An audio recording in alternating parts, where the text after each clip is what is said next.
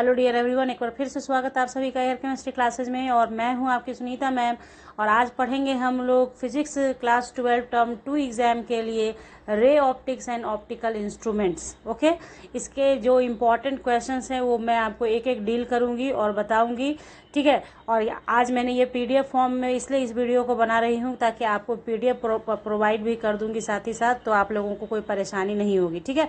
तो सबसे पहले बच्चों, जो बच्चे पुराने हैं या फिर जो नए बच्चे हैं, जानिए उस चीज़ को। पुराने को पता है बट नए वाले को पता हो जाएगा, ठीक है। क्या मैं जब भी आपको बताती हूँ कोई भी इम्पोर्टेंट क्वेश्चन, चाहे वो केमिस्ट्री से हो चाहे फिजिक्स से हो, तो सबसे पहला काम होता है सिलेबस। टर्म 2 का आपके सामने ये सिलेबस है, ठीक है। टर्म 2 का ये सिलेबस है बच्चों। अब ये सिलेबस आपने देखा कि क्या क्या पढ़ना है। आप देखिए, रिफ्लेक्शन तो पढ़ना ही नहीं है आप लोग को। सिर्फ स्टार्ट कहाँ से करना है? रिफ्रैक्शन ऑफ लाइट से। टोटल इंटरनल रिफ्लेक्शन पढ़ना है। Optical fibres refraction at spherical surface lenses, thin lenses formula, lens maker formula पढ़ना है। मैग्निफिकेशन और पावर ऑफ लेंस, ठीक है। Combination of thin lenses in contact, refraction of light through prism और microscope और astronomical telescope पढ़ना है आपको। उसमें रिफ्लेक्टिंग एंड रिफ्रैक्टिंग दोनों को डाला गया है, मैग्नीफाइंग पावर भी पढ़ना है। तो ये complete syllabus of term 2 ray optics का है, ठीक है। अब स्टार्ट करते हैं पढ़ना। तो इससे पहले कि इंपॉर्टेंट क्वेश्चन मैं आपको पढ़ाऊँ बच्चों, तो ये जरूरी हो जाता है कुछ चीज़ समझना, जैसे रिफ्रैक्शन क्या होता है, रिफ्रैक्टिव इंडेक्स क्या होता है। देन आफ्टर हम लोग चले आएंगे अपने इंपॉर्टेंट क्वेश्चन पे। कुछ टर्म्स हैं जिनको समझना जरूरी होता है, अदरवाइज आप पूरे चैप्टर पे कमांड नहीं कर पाते हैं, ठीक है। और आपको अभी ही बता दे रही हूँ कि जैसे जैसे हम लोग वीडियो में आगे बढ़ेंगे, जो क्वेश्चन आपको दिखेगा कि स्टार मारा है मैंने, यानी कि उसको तो आपको नए होगा तो रट जाइएगा, कुछ नहीं तो रट जाइएगा, ठीक है। मतलब जिस मैंने लिखते वक्त ही उस पर स्टार डाल दिया था ताकि स्लिप नहीं हो जाए माइंड से और बच्चे को नुकसान ना हो जाए, ठीक है। तो बहुत बहुत इंपॉर्टेंट क्वेश्चन पर वैसा किया है मैंने। तो चलिए स्टार्ट करते हैं आगे। तो देखिए, सबसे पहले आपके देखिए रिफ्रैक्शन क्या होता है। तो रिफ्रैक्शन जो है, the phenomenon of change in path of light as passes from one medium to another is called refraction of light. यानी कि जब आप कोई लाइट पास करता है एक मीडियम से दूसरे मीडियम में, रिफ्लेक्शन में मीडियम नहीं चेंज होता है, रिफ्रैक्शन में मीडियम चेंज हो जाता है। समझ में आ गई बात? ये जो आप ऐसे देख रहे हैं ये रिफ्लेक्शन है, जबकि आप देख रहे हैं कि एक मीडियम से आ रहा है फिर दूसरे मीडियम में चला जा रहा है, तो इसको कहते हैं रिफ्रैक्शन ऑफ लाइट, ठीक है। बात आ गई समझ में? Change in path of light as passes from one medium to another. जो पाथ ऑफ चेंज होता है from one medium to another, इसमें होता क्या है, एक मीडियम जो होता है वो रेयर होता है, दूसरा डेंसर होता है। एक मीडियम क्या होता है, रेयर होता है, दूसरा डेंसर होता है, ठीक है। जैसे एयर क्या है, रेयर मीडियम है। और आपका यहाँ पे मैंने मेंशन नहीं किया है, आप यहाँ ग्लास ले सकते हो या फिर वाटर होगा।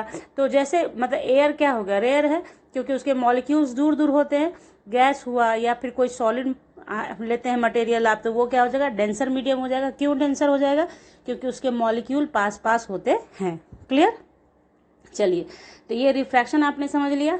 रिफ्रैक्शन हमेशा समझ लीजिए एक मीडियम से दूसरे मीडियम में होता है, ठीक है। लॉ ऑफ रिफ्रैक्शन पता ही होगा आप लोगों को, क्लास 10th में भी आपने पढ़ा होगा, लेकिन जरूरी था यहाँ पे बताना मुझे, इसलिए मैंने इसे मेंशन किया है यहाँ पे। देखिए, the incident ray normal at the point of incidence and refracted ray all lies in the same plane. सारा जो होता है एक ही प्लेन में होता है, एक ही पॉइंट से होकर सारा काम होता है। नेक्स्ट है, देखिए इसमें क्या होता है, for the same pair of media and same colour of light the ratio of sine. ये जो साइन लिखा हुआ देख रहे हैं ना आप, ये आपका ट्रिग्नोमेट्री वाला साइन है, SIN, sine, sine theta cos theta पढ़ते हैं ट्रिग्नोमेट्री में, वही है। Sine of the angle of incidence to the sine of the angle of refraction is constant, that is sine I by sine R। ये याद कर लीजिएगा। ये क्या है, ये स्नेल फॉर्मूला है, ठीक है। ये क्या है, स्नेल फॉर्मूला है, ठीक है ना। तो ये हो गया आपका वेयर, ये जो दिया गया है ये, इसको क्या बोलेंगे, रिफ्रैक्टिव इंडेक्स का सिंबल है ये, ठीक है। Is a constant known as refractive index of the medium. ये क्या है, refractive index of medium B with respect to medium A, ठीक है। आप ये जानिए कि ये रिफ्रैक्टिव इंडेक्स है। कैसे है, refractive index of medium B नीचे वाला, B with respect to A, ठीक है। I क्या है, एंगल ऑफ इंसिडेंट है। Angle of incident of medium A, ये मैंने बोला आपको कि ऊपर वाला मीडियम ए है, नीचे वाला बी है, R equals to angle of refraction in medium B. Clear? ये दो लॉ पढ़ना था आपको, तो ये मैंने आपको समझा दिया थोड़ा थोड़ा, मतलब थोड़ा थोड़ा समझाती भी चली जाऊंगी आपको, ताकि याद करने में आसानी हो जाए, बहुत रट्टा मार नहीं करना पड़े आपको। कुछ बातें जब आप समझ जाते हैं ना तो फटाक से आपके दिमाग में घुस जाता है। तो चलिए बच्चों देखिए, रिफ्रैक्टिव इंडेक्स, तो it is defined as the ratio of speed of light in vacuum to its speed in that medium. यानी रिफ्रैक्टिव इंडेक्स क्या होता है? Velocity of light in vacuum, और उसका रेशियो कर दीजिए किसके साथ? Speed in that medium. जिस मीडियम में आप काम कर रहे हैं उस मीडियम का स्पीड का रेशियो क्या कहलाता है? रिफ्रैक्टिव इंडेक्स कहलाता है। तो ये एक फॉर्मूला हो गया आपके न्यूमेरिकल के लिए, इसको ध्यान रखिएगा। अब बारी आती है यहाँ से इम्पॉर्टेंट क्वेश्चन की। ठीक है, यहाँ से आप पढ़ेंगे अब इम्पॉर्टेंट क्वेश्चन। बस मेनली मुझे आपको समझाना था रिफ्रैक्शन हुआ, व्हाट इज रिफ्रैक्शन, तभी मैं पढ़ा पाऊंगी आपको पूरा चैप्टर कि रिफ्रैक्शन हो रहा है यहाँ पे, ये देखिए वो देखिए, तो ये समझाने के लिए होगा। ठीक है, तो चलिए क्वेश्चन नंबर 1 देख लेते हैं। How does the power of convex lens vary if the incident red light is replaced by violet light. यानी कि अगर मतलब आपको पावर ऑफ कॉन्वेक्स लेंस कैसे वेरी करेगा, कैसे चेंज करेगा, यानी डिक्रीज करेगा, इंक्रीज करेगा, अगर इंसिडेंट रेज जो है रेड लाइट को रिप्लेस कर दे किससे? वायलेट लाइट से, तो क्या हो जाएगा? तो ये देखिए, ये घेर के रखा है ना मैंने, इसे याद कर लेना बच्चों। लेंस मेकर फॉर्मूला है, सीबीएसई में अभी तक कभी भी लेंस मेकर फॉर्मूला डेराइव करने के लिए नहीं पूछा गया है। लेंस मेकर फॉर्मूला से रिलेटेड क्वेश्चंस ही पूछे गए हैं, इसलिए मैंने यहाँ पे क्वेश्चंस आपको भर भर के दिए हैं कि आपको याद हो जाए। यही है लेंस मेकर फॉर्मूला। आपको करना क्या है? कॉपी पे लिखना, एक बारी दो बारी लिखोगे हो जाएगा। देखिए, याद करने का तरीका अपना होता है कैसे, ये देखिए, ये पी जो देख रहे हो ना, ये क्या है? पावर है, पावर। तो हम लोगों को पता है कि पावर इक्वल्स टू क्या होता है? 1/f, यानी inversely proportional to focal length होता है ना, पावर इक्वल्स टू 1/f। तो ये तो हो गया पावर इक्वल्स टू 1/f, याद हो गया हमें। अब सिर्फ इसको कर लेना है, refractive index -1, 1/r1 -1/r2, where u क्या है? Refractive index of material of lens with respect to surrounding media.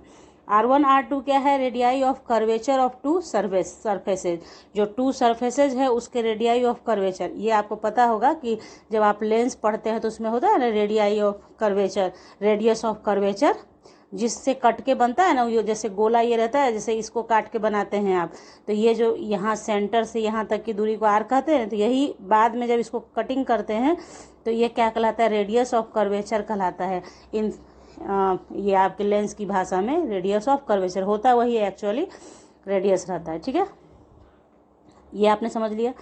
तो देखिए, चूंकि क्या है हमारा refractive index of violet colour greater than red होता है, इसको भी ध्यान में रखिएगा कि refractive index of violet greater than red, power of the lens will be increase. अब चूंकि आप क्या कर रहे हैं? वायलेट लाइट से रेड लाइट को चेंज कर रहे हैं, और रिफ्रैक्टिव इंडेक्स क्या है इसका?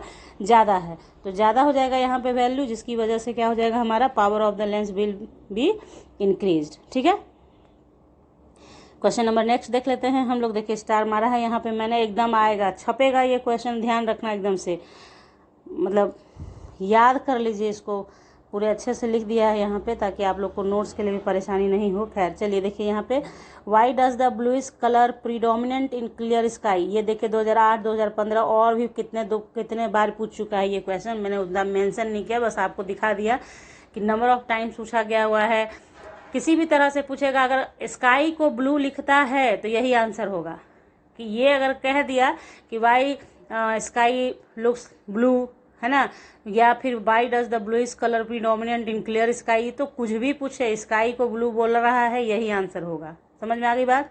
ठीक है, तो ये देखिए, when we see sky scattering light is seen according to Rayleigh's, ये बहुत इंपॉर्टेंट लाइन है, according to Rayleigh's we know that intensity of scattered light is directly proportional to indirectly proportional to fourth power of wavelength. ये जो चीज़ है ये railings का formula है, railings का कहना है, रेलिंग्स का, कि इंटेंसिटी ऑफ स्कैटर्ड लाइट जो होगा inversely proportional to fourth power of wavelength होगा, inversely proportional to fourth power of wavelength.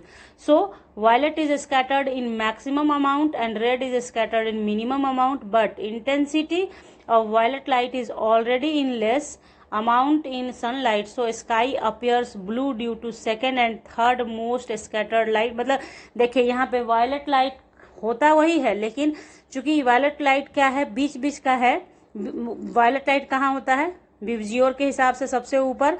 तो जो अपीयरेंस होता है आपके स्काई का, वो बीच बीच का हो जाता है आपको क्या, इंडिगो ब्लू का जो स्कैटरिंग होता है। देखिए एक चीज हमेशा याद रखिएगा, जब सनलाइट का स्कैटरिंग का बात होता है तो उससे सारे रेज निकलते हैं, सारे वेवलेंथ के निकलते हैं, लेकिन बात वही है जिसकी इंटेंसिटी ज़्यादा होती है। पहले भी आपको केमिस्ट्री में भी पढ़ाया है मैंने ब्लैक बॉडी रेडिएशन के अंदर, कि जिसकी इंटेंसिटी ज़्यादा, जिसका मात्रा ज़्यादा, वो दिखता है हमारे आँख को, वही यहाँ पे होता है।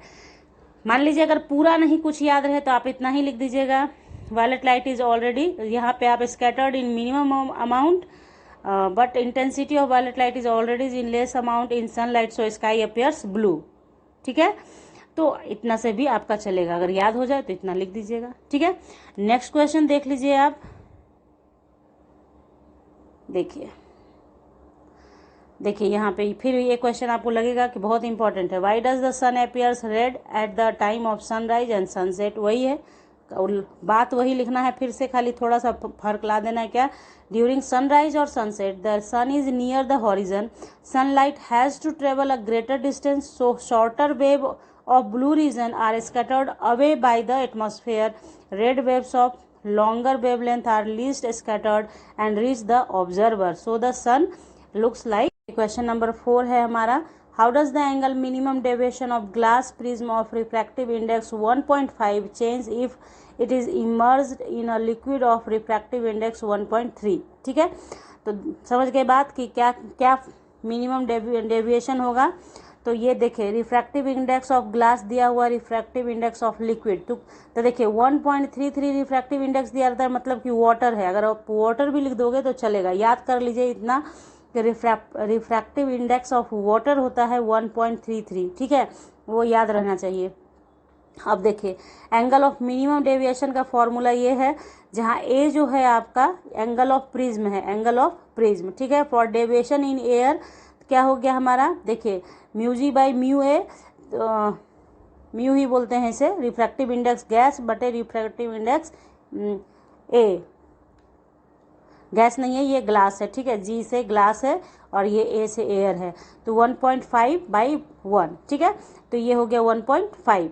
तो यहाँ पे देखिए इसके अकॉर्डिंग डेविएशन निकालेगा, ये एंगल ऑफ डेविएशन निकालने का फॉर्मूला है, इसको एकदम कॉपी कर लीजिए कॉपी पे। एंगल ऑफ डेविएशन निकालने के लिए ये फॉर्मूला यूज करेंगे। तो देखिए रिफ्रैक्टिव इंडेक्स 1.5 - 1 और एंगल ऑफ प्रिज्म क्या है 60 डिग्री। पता है ना आपको, प्रिज्म ऐसा बनता है, तो इसका सारा एंगल क्या होता है 60 डिग्री का होता है। ठीक है, 60 डिग्री का होता है। तो यहाँ पे 60 डिग्री लिखा, सॉल्व किया, 30 डिग्री आ गया। फॉर डेविएशन इन वाटर उसी तरीके से क्या वाटर या लिक्विड लिखें कोई फर्क नहीं पड़ेगा, 1.33 है, अंडरस्टूड है कि वाटर ही होगा। तो ये हो गया ग्लास, जी से ग्लास लिख लेना बच्चा लोग, हमें जी से कभी कभी गैस हो जा रहा है ना पढ़ने में। ठीक है, तो जी से ग्लास है, यहाँ पे ऊपर ग्लास दिया है नहीं, इसीलिए ग्लास, ये यहाँ पे क्या लिखा होगा ग्लास है। ठीक है, G/W सॉल्व किया, इतना आया, इसको सॉल्व कीजिए तो ये आपको देखिए ये 9 आएगा, 9 डिग्री है ना, 9 डिग्री आएगा आपका, ये काट के। ठीक है, 0 0 कट गया तो 9 degree, hence angle of deviation decrease. तो एंगल ऑफ डेविएशन क्या हो गया आपका, डिक्रीज कर गया। आपने देखा यहाँ 30 डिग्री था, यहाँ पे 9 डिग्री हो गया, तो डिक्रीज कर गया डेविएशन, एंगल ऑफ डेविएशन। बात आ रही है समझ में आपके। तो चलिए आगे नेक्स्ट क्वेश्चन नंबर 5 पे आ जाते हैं हम लोग फटाक से। क्वेश्चन नंबर 5 है हमारा, 2 थिन लेंसेज ऑफ पावर। बहुत अच्छा क्वेश्चन, देखिए 2 नंबर का तो पक्का आएगा, और इतनी बार पूछा है इस क्वेश्चन को, इतने टाइप से पूछा है कि बता नहीं सकती हूँ आपको।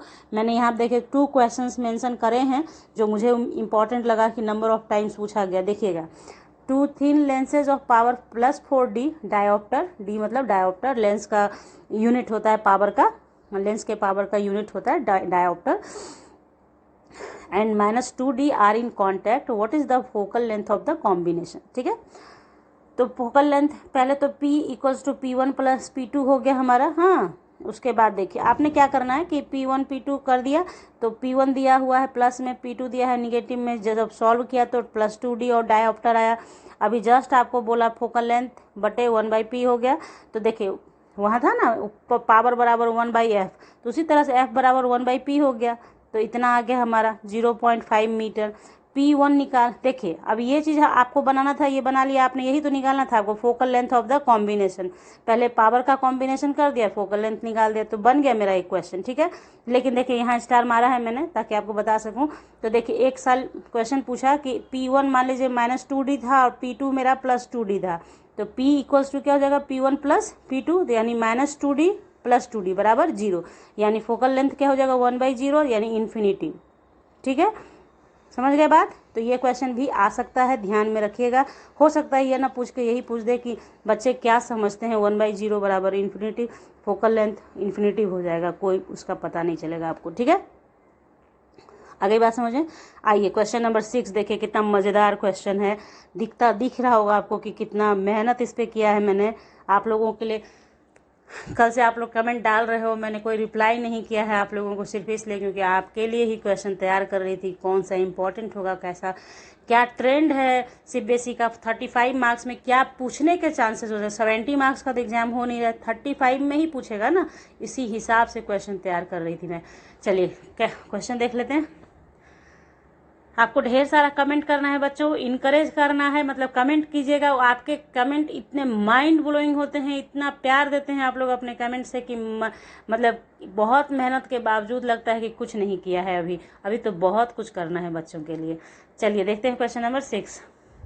A glass lens of refractive index 1, समझिएगा बच्चा, मैं पहले ही बोल दे रही हूँ, क्वेश्चन नंबर 6 को ध्यान से समझिए। इसमें से कोई भी क्वेश्चन आए आंसर एक ही होता है। देखिए फिर से पढ़ देती हूँ। A glass lens of refractive index 1.45 disappears when emerged in liquid, what is the value of refractive index of liquid. इसी क्वेश्चन को देखिए कैसे बोला जा सकता है। यहाँ पे क्या कहा, glass lens of refractive index दिया हुआ है, what is the value of refractive index of liquid, यानी कि ग्लास लेंस का रिफ्रैक्टिव इंडेक्स दिया हुआ है और कह रहा है कि वो डिसअपियर हो जाएगा। जैसे उसको जब आप पानी में इमर्ज्ड करोगे तो वो डिसअपियर हो जाए, यानी कि आपको दिखाई न दे। उसके लिए क्या वैल्यू होना चाहिए रिफ्रैक्टिव इंडेक्स का, भाई मेरे। क्वेश्चन ये हुआ। दूसरा क्वेश्चन देखिए, पढ़िए ध्यान से समझिएगा। Under what condition does a biconvex lens of glass having a certain refractive index act as plain glass sheet when immersed in liquid, यानी कि आपसे कहा कि किस तरह का रिफ्रैक्टिव इंडेक्स का रिलेशन होना चाहिए कि आप जब उसको इमर्ज्ड करें आपको वाटर में, लिक्विड में, तो वो आपको प्लेन ग्लास शीट जैसा अपीयर हो। फिर देखिए इसी को 2011 में कैसे पूछा, ये 2012 में था, 2011 और भी कई बार पूछा है बच्चा लोग, मैंने उतना मेंशन नहीं किया। ठीक है, how would a biconvex lens appear when placed in trough of liquid having same refractive index as that of lens. क्या कहा कि आपको क्या करना है कि बाइकॉन्वेक्स लेंस को आपने अपीयर व्हेन प्लेस्ड इन, मतलब कैसा अपीयर होगा जब आप उसे लिक्विड ट्रफ में, मतलब लिक्विड भरे हुए बर्तन में उसे इमर्ज्ड कर देंगे, तो और सेम रिफ्रैक्टिव इंडेक्स होगा, लेंस के बराबर ही रिफ्रैक्टिव इंडेक्स आपके लिक्विड का भी है, तो आपका लेंस कैसा अपीयर होगा। तीनों क्वेश्चन एक ही है। एक जगह क्या किया, एक का रिफ्रैक्टिव इंडेक्स दे दिया और बोला कि इमर्ज्ड करते हैं तो डिसअपियर हो जाता है। तो बताइए लिक्विड का रिफ्रैक्टिव इंडेक्स कितना है। दूसरी तरफ क्या पूछा हमसे कि रिफ्रैक्टिव इंडेक्स कितना, कैसे एक्ट करेगा कि ग्लास जब इमर्ज्ड करे लेंस को तो वो प्लेन शीट ऑफ ग्लास दिखेगा। और तीसरे तरफ पूछता है वही क्वेश्चन को इस तरीके से कि क्या है कि आपका जो आप उसे पानी से भरे ट्रफ में डुबाएंगे तो फिर क्या हो जाएगा, मतलब क्या है, how would you by convex lens appear when placed in trough liquid having same refractive index that of lens, यानी जब लिक्विड और आपके लेंस का रिफ्रैक्टिव इंडेक्स सेम होगा तो जब उसे इमर्ज करेंगे तो कैसा दिखेगा। तीनों क्वेश्चन एक ही है। तो देखिए यहाँ पे एक ही कंडीशन याद रखना आप लोग, जो ग्लास है और जो लिक्विड है हमारा, जो ग्लास है जो लिक्विड है हमारा, उसका रिफ्रैक्टिव इंडेक्स सेम होगा तो वो डिसअपियर हो जाएगा। रिफ्रैक्टिव इंडेक्स सेम है तो आपको दिखेगा, डिसअपियर मीन्स कि गायब हो जाएगा, मिस्टर इंडिया है नहीं ना, उसी में रहेगा, आपको विजिबल नहीं होगा, दिखेगा नहीं आपको। जैसे होता है ना कि दृष्टि दोष, दृष्टि भ्रम हो जाना, दृष्टि भ्रम हो जाएगा, आपको लगेगा कि उसमें कुछ है नहीं, ठीक है, जबकि वो रहेगा उसमें। तो कब होगा ऐसा, जो ग्लास है और जो लिक्विड है उसका रिफ्रैक्टिव इंडेक्स सेम हो जाए। अब कहानी सुनिए, इसमें हमसे पूछा कि रिफ्रैक्टिव इंडेक्स कितना होना चाहिए लिक्विड का। ओबियस है कि इसका 1.45 है, तो लिक्विड का भी 1.45 ही होना चाहिए, तभी ऐसा होगा। ठीक है, इसका कंडीशन हमने लिख दिया कि refractive index liquid equals to refractive index glass. और इसका क्या कंडीशन लिखोगे कि तो देखिए दोनों का एक ही चीज़ है ना, कि रिफ्रैक्टिव इंडेक्सेस क्या हो जाएगा, दोनों का सेम है, तो उसके केस में क्या होगा, लेंस डिसअपियर दिखेगा या ग्लास शीट की तरह दिखेगा, प्लेन ग्लास शीट की तरह दिखेगा। जब रिफ्रैक्टिव इंडेक्स सेम हो जाएगा तो कैसा दिखेगा, प्लेन ग्लास शीट की तरह दिखेगा। मैंने 5 से 6 मिनट लिया इस क्वेश्चन को समझाने में, आप समझ सकते हैं हाउ इम्पोर्टेंट इज दिस। समझ में आ रही बात? बहुत बहुत इम्पॉर्टेंट है ये क्वेश्चन। और भी इसका वैरायटी था, मैंने उतना मेंशन नहीं किया कि बच्चे बोर हो जाएंगे, अरे मैम तो एक ही क्वेश्चन को 50 बार लिख रही हैं बार बार, इसलिए। लेकिन सिर्फ जो बच्चे थोड़े से समझ रहे हैं इस चीज़ को कि कितना इम्पोर्टेंट है इस क्वेश्चन का, तो समझिए इसको। समझ गए आप? आई होप कि आप समझ गए। और एकदम मैं आपको लिख के देती हूँ कि क्वेश्चन आएगा ही आएगा ये। ठीक है, आइए चलिए बढ़ते हैं आगे क्वेश्चन नंबर 7 पे। ठीक है, तो देखिए क्वेश्चन नंबर 7 बहुत अच्छा सा है। What is total internal reflection, right the necessary condition for this event. ये भी क्वेश्चन बहुत इंपॉर्टेंट हो जाता है, आपके सिलेबस में एकदम साफ लिख के दिया है, total internal reflection, okay, not refraction, reflection, okay. जैसे हीरा में जो चमक होता है ना, हीरा बहुत ज़्यादा चमकता है, इसी वजह से टोटल इंटरनल रिफ्लेक्शन होता है उसमें, इस वजह से। ठीक है, तो देखिए इसका क्या है, when the angle of incidence in denser medium is greater than the critical angle। आप पूछेंगे आप क्रिटिकल एंगल क्या है, इसीलिए मैंने देखिए नेक्स्ट क्वेश्चन ही बना दिया है आपके लिए। ठीक है, then light rays return to same medium, this phenomenon is called TIR, total internal reflection। मतलब देखिए एंगल ऑफ इंसिडेंस जब ग्रेटर देन हो जाएगा क्रिटिकल एंगल से, तब आपका जो लाइट का रिफ्लेक्शन है वो सेम मीडियम में ही हो जाएगा, टोटल रिफ्लेक्ट हो जाएगा सेम मीडियम में। बात समझिए क्या होता है, आपको रिफ्रैक्शन के लिए कहा गया ना कि मीडियम चेंज कर जाता है, शुरुआत में ही समझाया है आपको इस चीज़ को। तो लेकिन इसमें क्या होता है कि angle of incidence greater than critical angle हो गया, दैट्स वाई क्या हो जाता है, टोटल रिफ्लेक्शन इंटरनली हो जाता है, टोटल रिफ्लेक्शन एक ही मीडियम में हो जाता है, और उसे ही कहते हैं टोटल इंटरनल रिफ्लेक्शन। तो कंडीशन टोटल इंटरनल रिफ्लेक्शन के लिए आपको अपने माइंड में कीवर्ड क्या रखना है, angle of incidence greater then that critical angle. बस ये आपने लिखा, आपको मार्क्स दे देगा। Angle of incidence greater then the critical angle, उसका फिगर भी आपको नीचे दिखाऊंगी, पहले समझिए कंडीशंस क्या है। Light rays must B incident in a denser medium for total internal reflection. ठीक है, ये जो थ्योरी यहाँ था वही चीज़ लिखा कि लाइट रेज को क्या होना है, डेंसर मीडियम में होना चाहिए, तभी टोटल इंटरनल रिफ्लेक्शन होगा।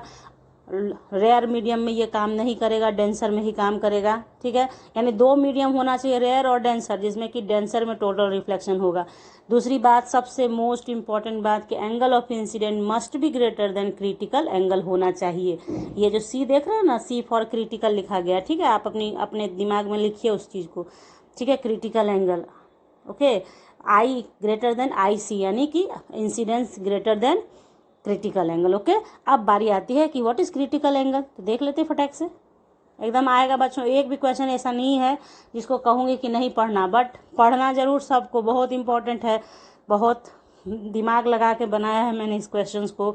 आप देखिए यहाँ पे, define critical angle and right it's conditions. ठीक है, तो सबसे पहले तो क्रिटिकल एंगल क्या है भाई, the angle of incident of denser medium for which the angle of refraction is 90 degree is called critical angle.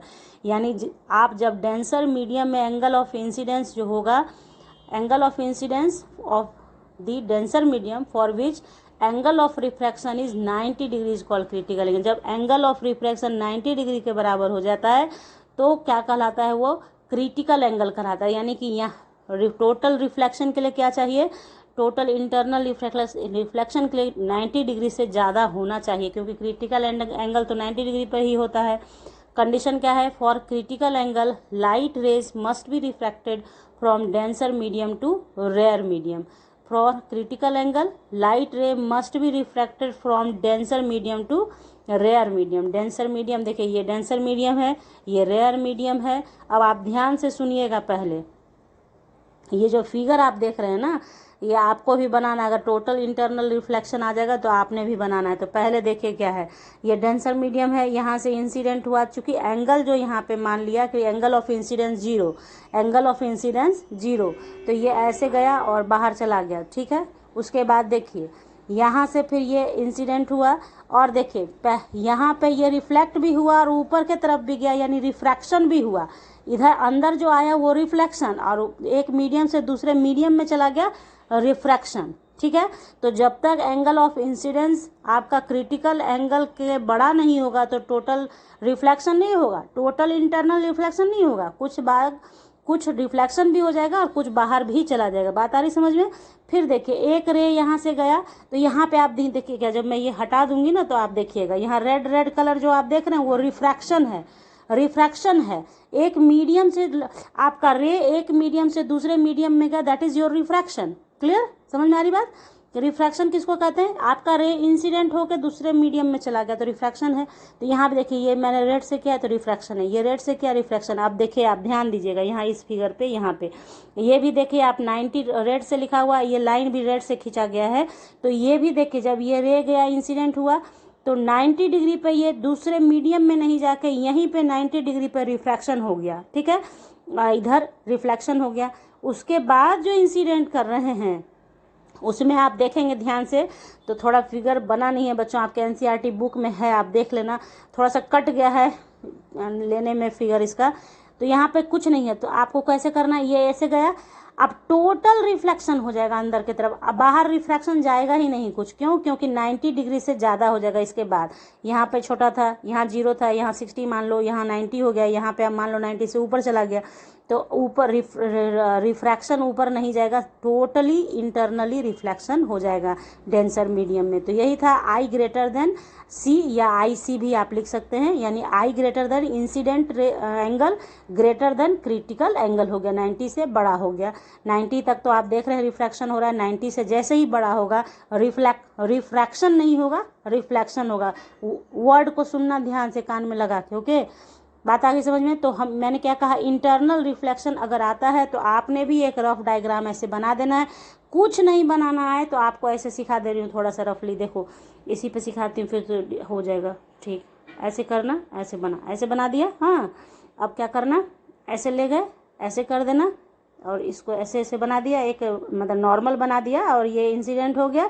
अब यहाँ रिफ्रैक्शन आपने दिखा दिया, यहाँ लिख देना सिर्फ आई ग्रेटर देन आई सी, यानी कि ये हो गया हमारा क्या, टोटल रिफ्लेक्शन। ये कंडीशन लिख दिया सिर्फ कि टोटल रिफ्लेक्शन। ये मीडियम लिख देना, ये रेयर मीडियम, नीचे लिख देना डेंसर मीडियम, ये सब लिख देना, और एक ही फिगर बना के ऐसे करके ऐसे बना देना, मीडियम है ना डेंसर मीडियम, और लिख देना आई ग्रेटर देन आई सी, यानी इंसिडेंट ग्रेटर देन क्रिटिकल। जिनको ये नहीं बनाना आएगा वो ये सिंपली बना सकते हैं, बस एक ही बनाना है, बस मैं लिख देना है इसी बात को, ये बात को नहीं इतना बनाना है, इतना सा बना दो बस, ये वाला ये पार्ट, ठीक है, समझ गए। चलिए बहुत लंबा हो जाएगा वीडियो बच्चा लोग, हाँ मुझे याद ही नहीं रहता कि ये वीडियो बना रही हूँ, मुझे लगता है मैं पढ़ा रही हूँ आप लोगों के सामने बैठा के, समझाए बिना छोड़ूंगी नहीं। तो चलिए क्वेश्चन नंबर नेक्स्ट देखते हैं, 9 नंबर 2012 का पूछा हुआ है, कोई दिक्कत नहीं है आपको। For the same value of angle incidence, समझ गए आप, एंगल ऑफ इंसिडेंस सेम है, of refraction in 3 media A B C are 15 degree 25 degree 35 degree respectively, in which medium would be the velocity of light be minimum, यानी velocity of light किस में minimum होगा। तो सबसे पहले ये सब तो आपने पढ़ रखा है पहले से ही, आपका जो रिफ्लेक्शन ये था रिफ्रैक्शन लॉ में था, तो ये रिलेशन होता है म्यू रिफ्रैक्टिव इंडेक्स साइन आई बटे साइन आर सी बाई भी भी होता है, तो ये सारे एक दूसरे से रिलेटेड है, ठीक है। तो भी निकालना है, वेलोसिटी ऑफ लाइट निकालना है हमें, हाँ।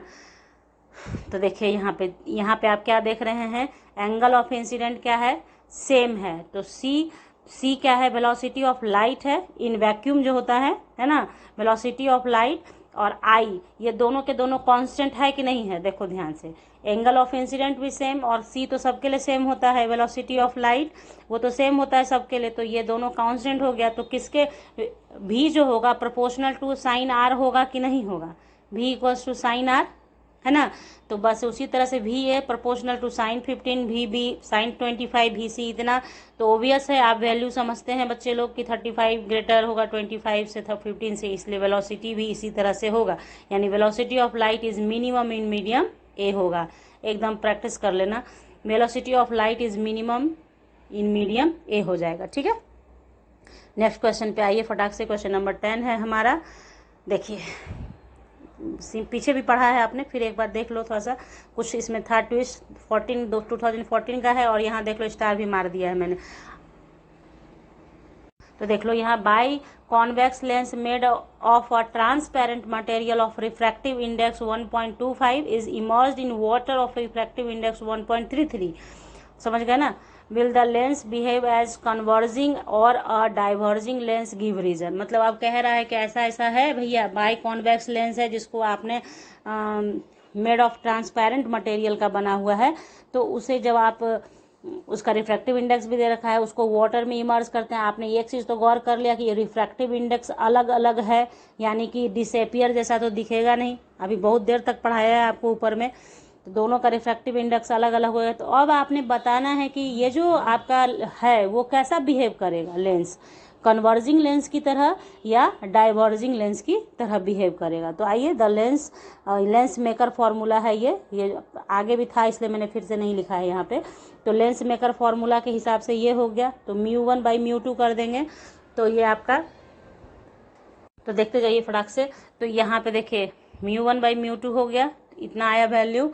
The value of μ-1 is negative, क्योंकि आप देखो ये जो म्यू आपने लाया है इसको यहाँ ला के माइनस करोगे ना, तो 0.98 माइनस होगा -1 से, तो ऑब्वियस है निगेटिव वैल्यू देगा। निगेटिव वैल्यू देगा कि नहीं देगा। ये जो निकाला हमने वो यहाँ ना पुट करना है हमें, हाँ, तो निगेटिव वैल्यू हो जाएगा। F will be negative, hence lens will behave as diverging lens. Negative हो गया तो याद करने का क्या है हमें, एफ अगर निगेटिव हो गया तो डाइवर्जिंग आ गया, अगर ये एफ पॉजिटिव आ जाता तो लेंस कन्वर्जिंग लेंस हो जाता। और आप यहाँ देख रहे हैं ये जो मैंने एरो मार के लिखा है ना 1.5, यहाँ दिख रहा है आपको, तो ये आप समझ जाइए कि ये एक साल और पूछा हुआ क्वेश्चन है। जैसे 2014 में ये पूछा है ना, उसके बाद फिर ये क्वेश्चन भी पूछा था कि by convex lens made of transparent material of refractive index 1.5। तो जैसे ही 1.5 दिया ना, तो जब आप माइनस करोगे और देखोगे तो एफ पॉजिटिव आ जाएगा, एफ पॉजिटिव। आप बना लेना ये क्वेश्चन, ये वाला जो मैंने लिखा हुआ है ना, इसको इसी तरह से वैल्यू रख के आप कुछ नहीं करना है आपको। μ1/μ2 है ना, तो 1.5/1.33 कर देना है, वैल्यू निकाल लेना, उसको μ-1 करके देख लेना है, हो गया ना। तो कोई दिक्कत आपको नहीं है। बस यहाँ पे याद करना क्या है, अगर निगेटिव आया तो डाइवर्जिंग है और पॉजिटिव आ गया तो कन्वर्जिंग लेंस हो गया। आ गया समझ में आपके, ठीक है। हो सकता है ये क्वेश्चन आ जाए आप लोगों को। नेक्स्ट क्वेश्चन देखिए 2017 का पूछा हुआ है ना, 2017 में पूछा है ना।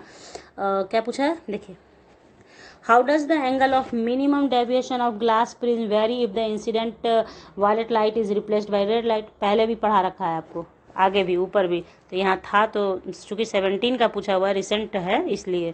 When violet light is replaced by red light the angle of minimum deviation decreases because refractive index for violet light is more than that of the red light. इसको अब ज़्यादा एक्सप्लेन नहीं करूँगी, शुरू में भी बताया है ये चीज़ आपको, इसलिए वही चीज़ था, लेकिन पूछने का अंदाज अलग था इसलिए यहाँ मेंशन किया है, ठीक है। क्वेश्चन नंबर 12 देखिए, why must both the objective and eyepiece of compound microscope have short focal length. यानी आपको पता है कंपाउंड जो माइक्रोस्कोप होता है उसमें दो लेंस होता है, एक वस्तु के तरफ होता है और एक आँख के तरफ होता है। जो आँख के तरफ होता है आपके आई के तरफ, तो उसको आई पीस कहते हैं। जो वस्तु की तरफ होता है यानी ऑब्जेक्ट की तरफ होता है उसे ऑब्जेक्टिव कहते हैं, ठीक है। तो दोनों का काहे फोकल लेंथ शॉर्ट होना चाहिए, पूछ सकता है ना आपसे। तो यही देखिए, for getting higher magnification in compound microscope both objective and eyepiece must have shorter wavelength. क्यों भैया, मैग्नीफाइंग पावर जो होता है एफ जो एम जो है ना, inversely proportional to F0 FE है, यानी F objective focal length objective focal length eyepiece, focal length objective focal length eyepiece, तो इन्वर्सली है ना। तो ये जितना मान लीजिए ये शॉर्ट होगा तो मैग्निफिकेशन पावर उतना हाई होगा, ये कम होगा तो ये ज़्यादा होगा। तो मुझे ये ज़्यादा चाहिए तभी ना माइक्रोस्कोप यूज करते हैं, अदरवाइज तो देख ही लेते अपने ही आँख से देख लेते, उसको माइक्रोस्कोप से देखने का जरूरत क्या पड़ता है। तो बस ध्यान, ये चीज़ आपने ध्यान में रखना है। कितना अच्छा क्वेश्चन है, कितना इससे क्वेश्चन आप सॉल्व कर सकते हो, कितना कुछ भी क्वेश्चन आएगा आप कर सकोगे इसको माइक्रोस्कोप के अकॉर्डिंग, कि फोकल लेंथ बड़ा छोटा क्यों होना चाहिए, तो वो सारा कारण यहाँ पे था। ठीक है, इसको नोट करके रख लेना। क्वेश्चन नंबर 13 देख लो फटाक से। देखो, what is the difference between magnification and power of magnification. तो कुछ नहीं है, डेफिनेशन है, इसको लिख लो। Ratio of height of image to height of object is called magnification. ये सब आपने 10th में भी पढ़ा है। तो m equals to v/u, height of image, height of object हो गया। ये रेशियो ये होता है मैग्निफिकेशन पावर का फॉर्मूला। मैग्नीफाइंग पावर क्या है, ratio of angle formed by image at eye and that by object at eye is called power of magnification. यानी कि angle formed by eye, ratio of angle formed by image at eye, image का जो angle बनता है और object का जो image बनता है आई, हमारे आँख के पास, हम लोग के आँख के पास जो एंगल बनता है उसके रेशियो को, इमेज का और ऑब्जेक्ट के एंगल के रेशियो को क्या कहते हैं, मैग्नीफाइंग पावर कहते हैं, power of magnification. Power of magnification m equals to beta by alpha. ठीक है, तो देखिए power of magnification decreases with increase in distance of image. ठीक है, power of magnification lies between d/f and 1 + d/f। ठीक है, ये सारा चीज़ है, आप लोग 10th में भी पढ़े होंगे लेकिन कुछ याद नहीं होगा आप लोग को, इसलिए थोड़ा सा रिवीजन के रूप में देख लीजिए। देखिए अब नेक्स्ट क्वेश्चन क्या है। देखिए क्वेश्चन नंबर 15 है हमारा, why aperture of objective kept small in compound microscope. जैसे ये सब क्वेश्चन आता रहता है कि ऐसा क्यों किया जाता है कंपाउंड माइक्रोस्कोप के अंदर, कि why aperture of objective kept small. जो ऑब्जेक्टिव का मतलब यहाँ समझ गए, जो वस्तु की तरफ जो लेंस है उसको क्यों उसके अपर्चर को कम रखा जाता है। तो उसका आंसर यहाँ लिखेंगे, क्या है हमारा, aperture of objective is kept small in compound microscope so that light rays coming from a small object expand in small aperture. As a result image of object is more bright and clear. उसी तरह से next question कह रहा है, why is the aperture of objective kept, तो ये हो गया आपका।